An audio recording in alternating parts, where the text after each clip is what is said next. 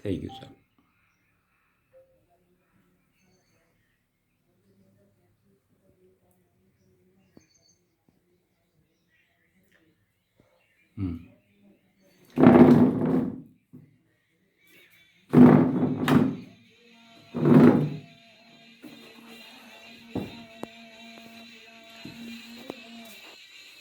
हमारी पिछली जो चर्चा थी वो यहीं से शुरू की थी कि ये जो यात्रा है ये अनंत की यात्रा है।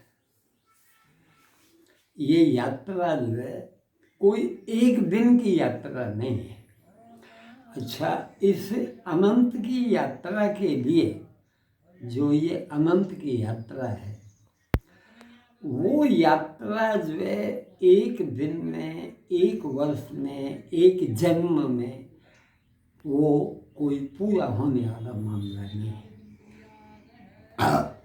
ये अनेकों जन्मों की अनेक उसकी यात्रा है।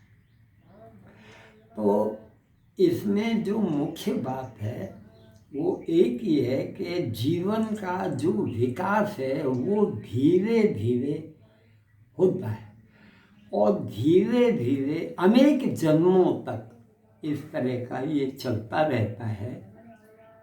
तो उसके लिए इशारा इस 12वें अध्याय के 12वें श्लोक में स्पष्ट दिया हुआ है। वो क्या कहता है कि ये जो जीवन है वो पहले अभ्यास, अभ्यास के बाद में ज्ञान, ज्ञान के बाद में ध्यान, ध्यान के बाद में कर्मफल त्याग की स्थिति, कर्मफल त्याग की स्थिति का जो कर्म किया जाता है उसका भी जब त्याग हो जाए, वो चेतना अपने मूल उसमें अस्तित्व में डूबना शुरू हो जाए, उसके बाद में उसे शांति की प्राप्ति होती है। ये इस श्लोक का सामान्य भावार्थ है। अब वो जो उस श्लोक का सामान्य भावार्थ है वो भावार्थ एक दिन का नहीं है, वो हजारों जन्म का है। हमारे यहाँ जो परेशानी हो रही है हमें वो एक ही बात की हो रही है कि जो पाश्चात्य विचारधारा है वो कोई आस्तिक विचारधारा नहीं है। वो विचारधारा कुछ इस तरह की विचारधारा है कि वो ऑब्जेक्टिव है, वो ऑब्जेक्ट का विचार करती है। हमारे यहाँ भी जो भारतीय दर्शन है उसमें जो वैशेषिक दर्शन है वो भी इस बारे में विचार करता है। उसके जो महर्षि है कणाद, वो कणाद जो है वो भी इस ऑब्जेक्टिव कण का विचार करते करते उस अंत तक दिक् और काल का उन्होंने विचार किया है। तो वो जो देश और काल का विचार है, दिक् और काल का जो विचार है उसको आधार बना करके उन्होंने उसका चिंतन किया है वो गहरे में। मगर भारतीय दर्शन की एक खास बात है कि वो आस्तिक दर्शन है। भारतीय दर्शन जो हैं वो आस्तिक दर्शन है और आस्तिक दर्शनों की जो कि भारतीय दर्शन हैं उनकी जो है बुनियादी 3 बातें हैं। पहली बात तो ये है कि वो परमात्मा के अस्तित्व के ऊपर अपना निष्ठा रखता है। सब्जेक्टिव स्थिति उसकी आत्मा के ऊपर, परमात्मा के ऊपर वो विचार करता है। अच्छा, दूसरी बात ये है उसमें कि वो कर्म के सिद्धांत को मानता है। कर्म के सिद्धांत का मतलब ये है कि जैसा करोगे वैसा भरोगे, बराबर। अच्छा, तीसरी बात जो भारतीय दर्शन है वो ये इशारा करता है कि तुम जो है करोगे जैसा भरोगे के लिए आदमी को पुनर्जन्म का होना भी आवश्यक हो जाता है। तो ये जो भारतीय दर्शन है वो फिर पुनर्जन्म में भी विश्वास है। 3 बात हो गई, आत्मा, परमात्मा का, जीवात्मा का, उसका विचार करना, आत्मा का, जीवात्मा का, परमात्मा। उसके बाद ये जो तुम्हारा कर्म का सिद्धांत है वो बात हो गई। उसके बाद तीसरा पुनर्जन्म का सिद्धांत हो गया। और इन तीनों सिद्धांतों को मान करके ये जीव की जो यात्रा है वो चल रही है और वो हजारों जन्म तक चलते जाते। अब शुरू में जो विकास होता है, जो प्रारंभिक विकास है, वो विकास जो है पशुता से ये जीव जो ऊपर उठा है, तो वो पशुता का विकास होने के कारण से उसको ज़्यादा कुछ समझ में नहीं आता है, क्या खोज करना है, क्या है, कोई ऐसी उसको प्रश्न ही पैदा नहीं होता। खाना पीना, रोना गाना, सोना और एक दिन मर जाना। और कुदरत उसको धीरे धीरे थोड़ा बहुत जो विकास करके भेजती है वो विकास लेके चला जाता है और आगे आगे यात्रा उसकी चलती रहती है। अब होता क्या है इसमें जो खास बात है कि वो जो जीव का विकास है उसको सामान्य जो है इस जगत के विकास के हिसाब से थोड़ा समझने की कोशिश करता। तो यहाँ क्या होता है कि जैसे तुम्हारे घर में एक छोटा बच्चा है, वो 4 साल का हो गया है, 5 साल का हो गया है, उसको 5 साल के बच्चे को तुम पढ़ने के लिए बैठा देते हो, ऐसा होता है ना। अब वो जो बच्चे को तुम पढ़ने के लिए बैठाते हो तो वो आसानी से पढ़ने के लिए जाना भी नहीं चाहता है, उसे कुछ पढ़ी भी नहीं है, और उसको तुमको अपने स्कूटर पर बैठा करके बहला फुसला के ले जाना पड़ता है, फिर वहाँ से स्कूल में से लाना पड़ता है, उसके बाद में उसका होमवर्क कराना पड़ता है, कहीं ट्यूशन कराना है तो वो भी कराना पड़ता है। उसकी अपनी पढ़ाई के मामले में कोई योगदान उसका नहीं है, दिखाई पड़ता है ना। जो शुरू में 5 साल का 6 साल का जो बच्चा है उसमें उसका कोई योगदान नहीं। अब जैसे जैसे ये बच्चा बड़ा होता जाता है, 8वें 9वें दर्जे में आ जाता है, 9वें 10वें में मानो, तब तक उसको इतना हो जाता है कि वो अपने आप स्कूल चला जाता है, अपने आप लौट के आ जाता है, थोड़ा बहुत पूछ लेते हुए तेरा पढ़ाई वढ़ाई ठीक चल रही है तो वो बता देता है हाँ ठीक है। उसका कुछ तुम ट्यूशन की व्यवस्था करा देते हो, कुछ मदद कर देते हो, बहुत। मगर अभी भी उस बच्चे को ज़्यादा कुछ मालूम नहीं है 9वें 10वें दर्जे वाले बच्चे को कि उसको कहाँ तक पढ़ना है, क्या पढ़ना है, क्या लेना है, क्या होना है, क्या होता है, क्या होना चाहिए, ऐसा उसको कुछ ज़्यादा पता नहीं है। नक्की ये एक तबक्का हो गया, पहले दूसरे दर्जे से लेकर के 9वें 10वें तक। अब वो जो 11वें 12वें बच्चा आ जाता है उसको थोड़ा थोड़ा पता चलने लगता है। ग्रेजुएशन में जब पहुंच जाता है तो उसको मालूम है कि मुझे MA करना है, मुझे PhD करनी है, मुझे फलाना करना है, मुझे ये करना वो करना, ऐसा समझ में आता है ना। और वो खुद भी अपना निर्णय करने लगता है, पुरुषार्थ भी करता है, कोशिश भी करता है, उसको समझ में भी आता है, और उसकी थोड़ी बहुत देखभाल होती रहती है तो वो अपनी दिशा पकड़ जाता है। इसी तरह का मामला जीव के विकास के साथ है। जीव का जो विकास है वो लगभग इसी तरह का है कि वो बीच का जो विकास है उसमें उसको कुछ समझ में आने लगता है, उसका पुरुषार्थ शुरू हो जाता है, उसको प्रश्न पैदा हो जाते हैं कि भाई क्या पढ़ाना चाहिए, मुझे इंजीनियरिंग में जाना चाहिए, मुझे कोई कॉमर्स में जाना चाहिए, आर्ट्स में जाना चाहिए, ऐसा है वैसा है, ये सब समझ में आने लगता है, वो अपनी दिशा पकड़ना शुरू हो जाता है। तो ये जो जीवन का विकास है उसमें भी ऐसा ही है। 100-200 जन्म के बाद में जीव जब थोड़ा थोड़ा करके जो जीवन है गमा का, अणगमा का, अंधश्रद्धा का, अंधविश्वास का, एक तरह से स्वार्थपूर्ण कर्मों का, बिल्कुल नंगे स्वार्थ के सिवा और कहीं कुछ नहीं है, प्रारंभिक कक्षा की स्थिति में तो जगत में यही दिखाई पड़ रहा है। तुम जब भी देखते होगे तो तुमको ये बात दिखाई पड़ती होगी कि 100 में 70, 75, 80% जो लोग हैं वो अपने गमा से, अपने अणगमा से, अपनी इच्छाओं से, अपनी आकांक्षाओं से, अपने नंगे स्वार्थ से खाना पीना मजा करना, भौतिकवादी जो है जीवन, इसी से जुड़े हुए। बिल्कुल यही है ना। ये इस बात की साबिती है कि वो 9वें 10वें दर्जे तक का जो मामला है वो यहाँ मौजूद, ये अभ्यास में आ जाता। इसमें सबसे पहले जो दी हुई बात है वो यही है कि भाई श्रेयो ही ज्ञानम ध्यासा, अभ्यास वो मूल। तो वो जो अभ्यास की बात है वो सैकड़ों जन्मों की बात है।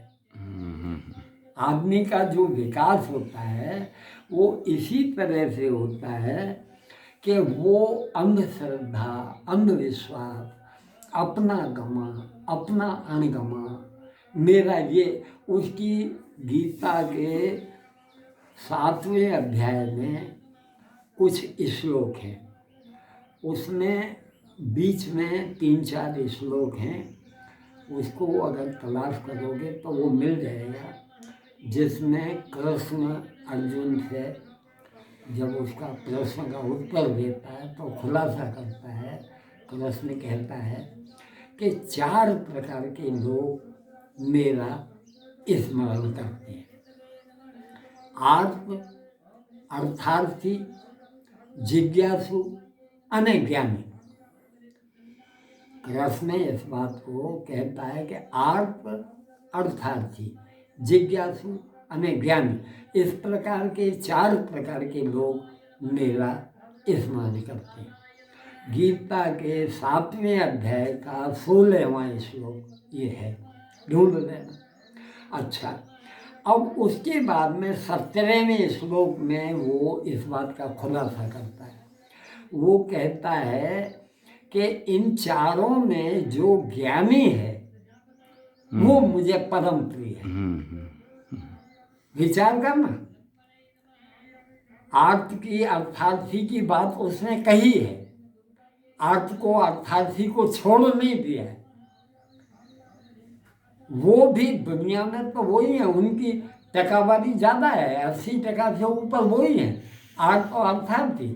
तो जो आर्त और अर्थार्थी हैं उनको उसने जो है मूल अपने विवेचन में लिया है, और वो कहता है कि उन चारों में जो ज्ञानी है वो मुझे परम प्रिय है। 17वें श्लोक में उसका ऐसा है। 18वें श्लोक में कृष्ण इस बात को कहता है कि उसको, ज्ञानी को तुम जानोगे कैसे कि ये ज्ञानी है। तो उसका वो 1-2 लक्षण बता करके इशारा करता है कि ये लक्षण तुमको मालूम पड़े तो तुम समझ लेना कि ये ज्ञानी है। बराबर, ये बात समझ में आती है ना। अच्छा, उसके बाद में 19वें श्लोक में वो इस बात को कहता है कि ऐसी जो ज्ञान की निष्ठा है वो खड़ी कब होती है, कब पैदा हो पाती है। तो वो जो ज्ञान की निष्ठा के बारे में वो इशारा करता है, तो उस चौथे 19वें श्लोक में इसका वो खुलासा करता है। वो कहता है बहु नाम जन्म नाम अंते, बहु नाम जन्म नाम अंते, बहुत से जन्मों के बाद जब अंतिम जन्म होता है, बहु नाम जन्म नाम अंते ज्ञानवान माम प्रपद्यते, इस तरह की उसकी ज्ञान की स्थिति खड़ी ऊपर, एक तत्व की निष्ठा, एक भगवत चैतन्य की सत्ता के सिवा और कहीं कुछ नहीं है। ये जो दृढ़ निश्चय है ये जो है उसको उस अंतिम जन्म में ये स्थिति उसकी खड़ी हो पाती है। तो वो इस बात को इशारा करता है, कहता है कि बहु नाम जन्म नाम अंते ज्ञानवान माम प्रपद्यते, इस तरह की स्थिति है। उसका स्वरूप क्या है उसे स्वरूप के लिए आगे लीटी में इशारा करता है। वो कहता है वासुदेव सर्वम इति, एक वासुदेव की सत्ता के सिवा और कहीं कुछ नहीं है। ये जो दृढ़ निश्चय है, एक तत्व का स्पष्टीकरण हो जाना और एक तत्व की निष्ठा खड़ी हो जाना, वो उसको हो तो जो है उसको वो अंतिम जन्म का इशारा करता। ये बात आप अपना अंतिम जन्म की बात उसने कही है, उसको उस इशारे के रूप में ही लेना है बहुत ज़्यादा, क्योंकि इस जगह पे एक दूसरी बात आ जाती है। क्या आ जाता है कि जो मुक्ति की अवधारणा है, मुक्ति है, मोक्ष है, निर्वाण है, कैवल्य है, जो भी इस तरह के ये सब है अलग अलग, तो वो इशारा एक ही वस्तु के लिए। तो वो जो मुक्ति की अवधारणा है वो दो तरह की अवधारणा मिलती है। एक अवधारणा है सद्यो मुक्ति। सद्यो मुक्ति का मतलब एक क्षण ऐसा आता है कि जिस वक्त वो पूरा उसी वक्त मुक्त हो जाता है। सद्यो मुक्ति का मतलब है उसी वक्त मुक्त हो जाना। अच्छा, दूसरी अवधारणा है कर्म मुक्ति की। वो कर्म मुक्ति के बारे में इशारा है, और मेरे को ऐसा लगता है कि वो सद्यो मुक्ति की अवधारणा और कर्म मुक्ति की अवधारणा कोई एक दूसरे की विरोधी नहीं है। वो जो सद्यो मुक्ति की बात है, वो सद्यो मुक्ति की बात उसकी सही है, मगर वो कर्म मुक्ति की अंतिम स्थिति के ऊपर लागू होती है। कर्म मुक्ति में वो इस बात का इशारा करता है कि सालोक्य, सामीप्य, सारूप्य और सायुज्य, ये चार प्रकार का वो कर्म मुक्ति में उसने इशारा किया। अच्छा, उस अंतिम जन्म के श्लोक में जो उसने इशारा किया है उसमें वो कह दिया है वासुदेव सर्वम इति। आगे कहता है स महात्मा। महात्मा का मतलब जो कोई ऐसा गेरुआ पहनने वाला, सफ़ेद पहनने वाला, गुलाबी पहनने वाला, वो नहीं। महात्मा का मतलब है महान आत्मा, एक ऐसी आत्मा जो कि अपनी उस स्थिति को पहुंच गई है, वो महात्मा। उसके लिए वो कहता है स महात्मा, ऐसा महात्मा, सुदुर्लभ। वो जो है मिलना थोड़ा, क्योंकि वो अंतिम जन्म का मामला है। अंतिम जन्म जिसको होगा या उस तरह की स्थिति हो, तो वो जो अंतिम जन्म में ये मुक्ति का मामला है, वो दो तरह की स्थिति से जुड़ा हुआ है, सद्यो मुक्ति अने कर्म मुक्ति।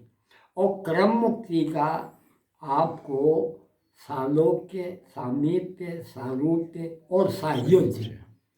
इसमें सालोक्य, जैसे उदाहरण के लिए आपका एक गांव है, ये आपका लोक है, उस गांव में रहने के लिए आपको जगह मिल जाए, ऐसी व्यवस्था हो जाए, वो सालोक्य।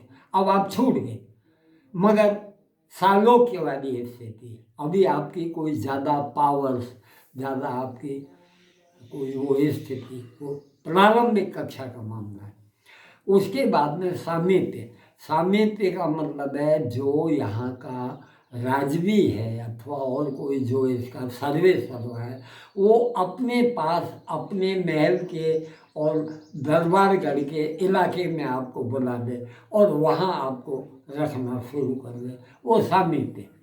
अच्छा, सामीप्य के बाद में अपना लंबा टाइम बीतने के बाद ऐसी स्थिति हो जाए कि उसको आपकी स्थिति का समाधान हो जाए कि भाई ये काम का आदमी है, और उस काम के आदमी को फिर वो कुछ और पावर्स देने को तैयार हो जाए कि भाई मैं अपना रूप तुझको दे देता हूँ और तू भी मेरे बहुत से काम तू कर सकेगा, तेरी अपनी और क्षमता, शक्ति, सामर्थ्य तुझे सब ये और ज़्यादा वो सारूप्य। अब वो सारूप्य वाली जो स्थिति है वो एक प्रकार के चरम समर्थता वाले लोग जो अवतारी हैं, दूसरे क्षमतावान हैं, उस तरह के हैं। आपने कोई जो है वो प्रश्न थी, एमा ज़्यादातर ये होता है कि जो क्रम मुक्ति का भी जीव है, अगर प्रारंभिक पहली जो है कक्षा का भी आया होगा तो उसको भी कक्षा बदलने के लिए यहीं आना पड़ता है। वो यहाँ आवे और उसको ये लगे मेरी कक्षा बदल जाएगी तो बड़ी बात है। किंतु वास्तव में क्या है, मैं अपनी बात कहता कि कोई ऐसा जीव हो जैसा और उसकी ये स्थिति हो, उसको मालूम पड़े कि मैं कक्षा बदलने के लिए आया था, मेरी कक्षा बदलना दूर की बात है, फोगट फेरा गया तो फोगट फेरा जाने की जो बात है उससे भी ज़्यादा कोई असमाधान नहीं होता है, समाधान होता है। क्योंकि जीवन जो जिया है, जो इस तरह का जीवन बीता है और वो जीवन समाधान से है। आदमी को ये लगता है कि भाई मैं जो किया है वो ठीक किया है, मैं आज जाता हूँ, वो समाधान से जाता हूँ, तो जो है भले ही कक्षा नहीं बदल पावे, भले ही जो है वो फोगट फेरा गया हो, क्योंकि एक कक्षा बदलने के लिए मैंने कितने जन्म निकल जाते होंगे, तो वो बात उसको मालूम पड़ जाएगी। तो कहने का मतलब यही है कि इस तरह से आप अपनी इस चर्चा को आगे बढ़ा सकते हैं कि जो पाश्चात्य सिस्टम है ऑब्जेक्टिव विचार करने का, उस ऑब्जेक्टिव विचार करने के साथ ये भारतीय दर्शन का जो सब्जेक्टिव विचार भी, ऑब्जेक्ट का भी विचार करना पड़ता है और सब्जेक्ट का भी। केवल ऑब्जेक्ट का विचार करके आप सत्य तक पहुंच पाएं वैसा नहीं होता। उसके लिए ये जो है ऑब्जेक्टिव विचारधारा वो एक तरह का, उसमें कुछ कमी जो आज भी दिखाई पड़ रही है। विज्ञान बहुत खोज कर रहा है, पिछले 100 वर्ष में बहुत खोजें हुई हैं, 300-400 वर्ष में हुआ है, मगर उसमें जो जिन चीज़ों का जवाब नहीं मिलता है वो भारतीय दर्शन की जो परंपरा है वो उसके बारे में इशारा करती है। आज जो पाश्चात्य विचारधारा से ये जगत कहाँ से पैदा हुआ, 13 अरब वर्ष पहले बिग बैंग हुआ, बिग बैंग में से ये ब्रह्मांड पैदा हुआ और ये अभी फैलता चला जा रहा है। एनाटॉमी जो है उसका आज ये वो की जा रही है। तो मूल कहने का मतलब ये है कि जो भारतीय दर्शन की परंपरा है उसमें इस बात के बीज मौजूद हैं।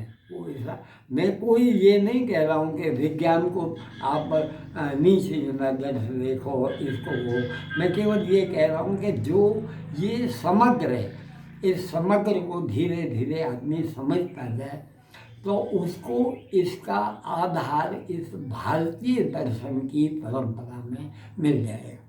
तो इस आध्यात्म के साथ, आध्यात्म, योग और दर्शन, इनके साथ जो है एक दूसरी चीज़ भी विचार में ली जाए, जैसे कि ज्योतिष है, तो ज्योतिष भी उसी सत्य की ओर ले जाने का मामला था।